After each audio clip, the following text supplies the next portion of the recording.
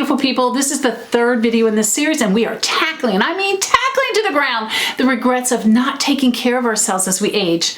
The information in these videos is oh so important, because if you follow this advice, you will exponentially increase your chances of enjoying optimal health with no regrets. Hold on to your seats. In this video, we are going on a wild ride through some of the most nutrient-dense, anti-aging foods on the planet.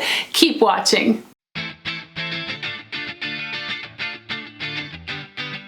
Hey, this is Lindy Ford, registered dietitian, clinical and functional nutritionist, and nutrition detective. Please subscribe to this channel. Join our YouTube family. We'd love to have you and get great evidence-based, common sense, life-changing advice. This is a video in the series about what people regret the most when they get older, and one of the biggest is, I wish I had taken better care of my health. A lot of people are cavalier on this subject, and they live with regrets later. That will not be you if you follow this advice.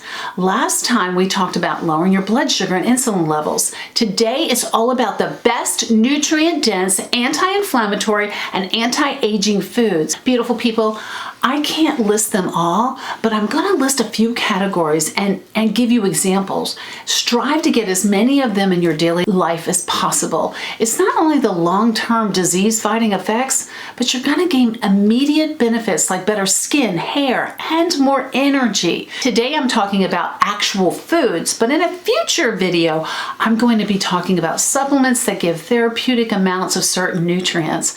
So let's start with protein. Many of us don't get enough, and we need protein desperately to maintain muscle mass, which decreases as we age. I also say to consume grass-fed or pastured protein, and my all-time favorite are pastured eggs. They have more than just protein in them. They have so many other nutrients that are in those dreaded yolks that you should never take out of your eggs. An egg white omelet is ungodly. I should say that with every food that I mentioned today, they have more than one beneficial constituent, like eggs. I also like wild-caught fish and seafood of all kinds. Yes, we can get protein in many different plant sources, and that's great, but it's just a little harder to get enough. Collagen protein is a great source of protein, but you'll have to wait for a future supplement video in this series to hear me talk about that one. Healthy fats. Oh, I love me some healthy fats. Are essential to healthy, no regrets aging.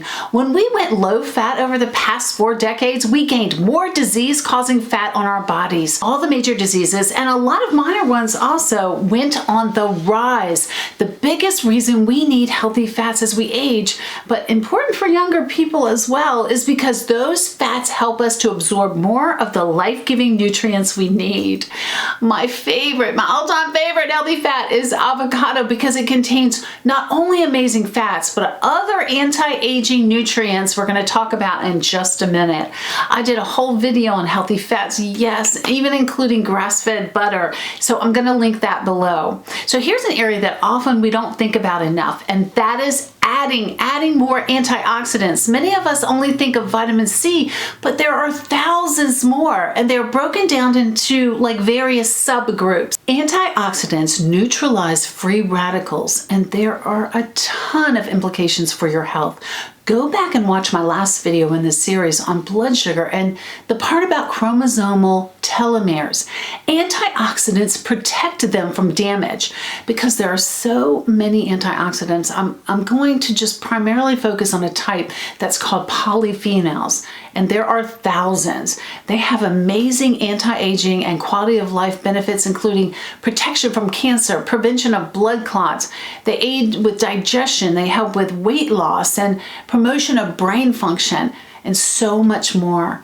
I'm only going to mention 3 subtypes of polyphenols, with the first being anthocyanins. This is a flavonoid group of polyphenols responsible for the purple-blue pigmentation of many plants. Great sources include blueberries, blackberries, raspberries, elderberries, red cabbage, red onions, cherries, strawberries, plums, eggplant, purple cauliflower, and sweet potatoes. Any fruit or vegetable that has purple or blue hue. The next subgroup is Resveratrol, which is a stilbenoid polyphenol.